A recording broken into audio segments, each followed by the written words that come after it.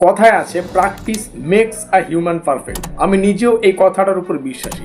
এখানে থাকা হিউম্যান শব্দটির মাধ্যমে একজন ছাত্রী এবং একজন ছাত্র উভয়কেই বোঝায়। মোদ্দা কথা হচ্ছে যে যত প্র্যাকটিস করবে সে তত পারফেক্ট হবে। কেন বলছি এই ধরনের কথা? আমাদের এইসি কোর্সে পড়তে হচ্ছে বেসিক অফ ইংলিশ, আর এই সিলেবাসটা আমাদের প্র্যাকটিস চায়।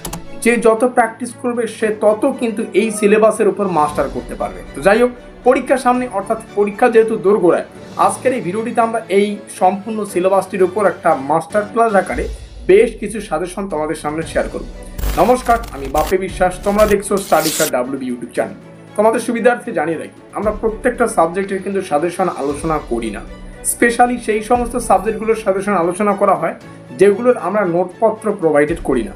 আর যে সমস্ত সাবজেক্টের নোটপত্র প্রোভাইডেড করা ইতিমধ্যেই হয়ে গিয়েছে বা আমরা করে ফেলেছি, সেই সমস্ত সাবজেক্টের কিন্তু সাজেশন আসার সম্ভাবনা 0%। আশা করি বোঝাতে পারলাম। তো যাই হোক, শুরু করছি স্পেশাল ভিডিওটি। তোমরা দেখতে পাচ্ছ আমাদের প্রথম অধ্যায়, যেটা হচ্ছে fill in the blanks by using part of speech. এখান থেকে noun, pronoun, adjective, verb, adverb, preposition, তারপরে হচ্ছে কনজাংশন, তারপরে হচ্ছে ইন্টারজেকশন, এদের সংজ্ঞা এবং উদাহরণ পড়বে। বাক্যে সঠিক পার্ট অফ স্পিচ ব্যবহার করে ফাঁকা স্থান পূরণ, একাধিক পার্ট অফ স্পিচের মিশ্র প্রয়োগ, কনফিউজিং ওয়ার্ডস, এই সমস্ত বিষয়গুলো প্র্যাকটিস করো। এখান থেকে যে কোনো টপিক পরীক্ষা আসতে পারে। আর এই সিলেবাসে যদি একটুকু ভুল হয় তাহলে একটা বাক্যের কিন্তু পুরো মিনিংটাই ভুল হয়ে যাবে এবং সম্পূর্ণ নম্বর কিন্তু কাটা যাবে।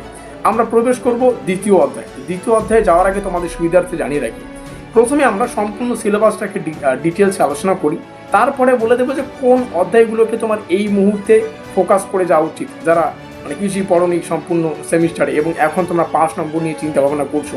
আমরা শেষে আলোচনা করব যে কোন কোন অধ্যায়গুলিকে তোমাদের ফোকাস করে যাওয়া উচিত। আমরা প্রথমে দেখে নিচ্ছি দ্বিতীয় অধ্যায় কী রয়েছে। এখান থেকে রয়েছে ট্রান্সফরমেশন অফ সেন্টেন্স। এখান থেকে পড়তে হচ্ছে বিভিন্ন সেন্টেন্সের রূপান্তর, যেমন আসতে পারে অ্যাসার্টিভ থেকে ইন্টারোগেটিভ, অ্যাফার্মেটিভ থেকে নেগেটিভ, তারপরে হচ্ছে এক্সক্লামেটরি থেকে অ্যাসার্টিভ, ডাইরেক্ট থেকে ইনডাইরেক্ট স্পিচ। এই সমস্ত স্পিচের কিন্তু তোমাদের একটা বাক্য থেকে আরেকটা বাক্যে রূপান্তর কিন্তু প্র্যাকটিস করা যেতে পারে। আর এগুলো সম্পূর্ণটাই প্র্যাকটিসের উপর। প্রথম ইউনিট, দ্বিতীয় ইউনিট যেমনটা আলোচনা করলাম, এগুলো প্র্যাকটিসের উপর ডিপেন্ড করেই হয়। তোমরা এই সমস্ত বিষয়গুলো যারা প্র্যাকটিস করেছো একটু এই মুহূর্তে একটু চোখ বুলিয়ে রাখবে। আমরা প্রবেশ করব তৃতীয় অধ্যায় এবং যেমনটা বললাম তোমাদের, আমাদের বেশ কিছু ইউনিট রয়েছে যেখানে ফোকাসটা বেশি করে পড়তে হবে বা করতে হচ্ছে, এবং এই ইউনিটগুলোই আমাদের পরীক্ষায় কিন্তু স্কোর করার জন্য একটা ভালো সুযোগ করে দেবে। আর এইটাই হচ্ছে আমাদের তৃতীয় ইউনিট। এখানে রয়েছে স্টোরি রাইটিং, মানে আমাদের পরীক্ষায় কিছু হিন্টস দিয়ে দেওয়া হবে, সেই হিন্টসগুলির উপর ভিত্তি করে আমাদের একটা স্টোরি লিখে ফেলতে হবে। আর এটা যদিও প্র্যাকটিসের উপর ভিত্তি করে হয়, তবুও তোমরা কিন্তু এই বিষয়টা সুন্দর করে একটু পরীক্ষায় উপস্থাপন করতে পারবে এবং এটা উপস্থাপনার কাজ। যে যত উপস্থাপন করতে পারবে তার স্টোরি রাইটিংটা বা স্টোরি রাইটিংয়ের মানটা কিন্তু তত উন্নত হবে এবং সে এই ইউনিট 3 থেকে তো পরীক্ষায় প্রশ্ন আসবেই, এবং এই এখানে থাকা যদি প্রশ্ন আসবে তো অবশ্যই। আর এখান থেকে তোমরা 100তে 100% স্কোর করতে পারবে, মানে জাস্ট এই ইউনিট 3টা থেকে বলছি। তো স্টোরি রাইটিং হিন্টস দিয়ে দেওয়া হবে, সেই হিন্টস মানে লাইনগুলো থেকে একটা স্টোরি রাইটিং তোমাদের বিল্ড আপ করতে হবে। আমরা প্রবেশ করবো আমাদের সিলেবাসের নেক্সট অধ্যায়, যেটা হচ্ছে এসে রাইটিং। আমি বেশ কিছু তোমাদের টপিক বলে দিচ্ছি, এগুলো প্র্যাকটিস করতে পারো। আর এগুলো প্র্যাকটিস করলে এর বাইরেও যদি আসে তাহলে সেগুলো লেখার একটা ধরন তোমরা বুঝতে পারবে, মানে কীভাবে লিখতে হয় সেটা কিন্তু বুঝতে পারবে। প্রথমত আছে ক্লাইমেট চেঞ্জ অর্থাৎ গ্লোবাল ওয়ার্মিং, তারপরে অনলাইন এডুকেশন অর্থাৎ ডিজিটাল ইন্ডিয়া, এগুলো পড়তে পারো।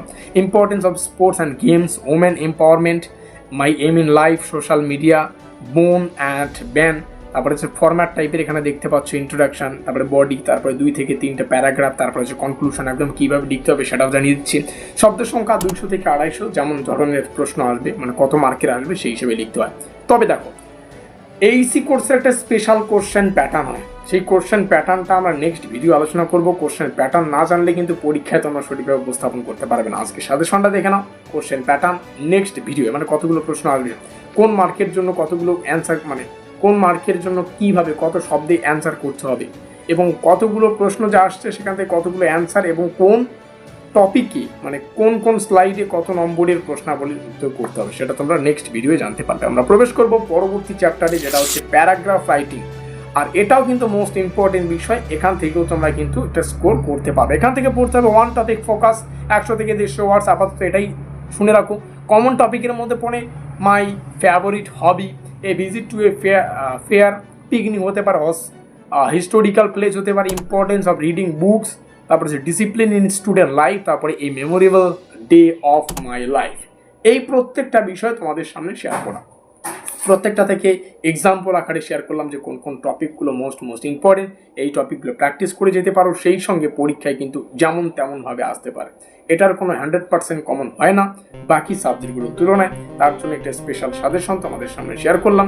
আবারও বলছি, প্র্যাকটিস করলেই হবে, তবে ফোকাস করার জায়গা হচ্ছে আমাদের স্টোরি রাইটিং, প্যারাগ্রাফ রাইটিং আর হচ্ছে এসে রাইটিং। এখান থেকে তো একটা প্রশ্ন আমরা কমন পাবোই, আর এগুলো কিন্তু একটু নিজেদের বুদ্ধি খাটিয়ে, উপস্থিত বুদ্ধি খাটিয়ে পরীক্ষার বা এক্সাম হলে কিন্তু তোমাদের উপস্থাপন করতে হচ্ছে। মিলতে হয় নেক্সট ক্লাসে এইসি কোর্সের কোশ্চেন প্যাটার্ন নিয়ে, তো অবশ্যই সঙ্গে থেকো।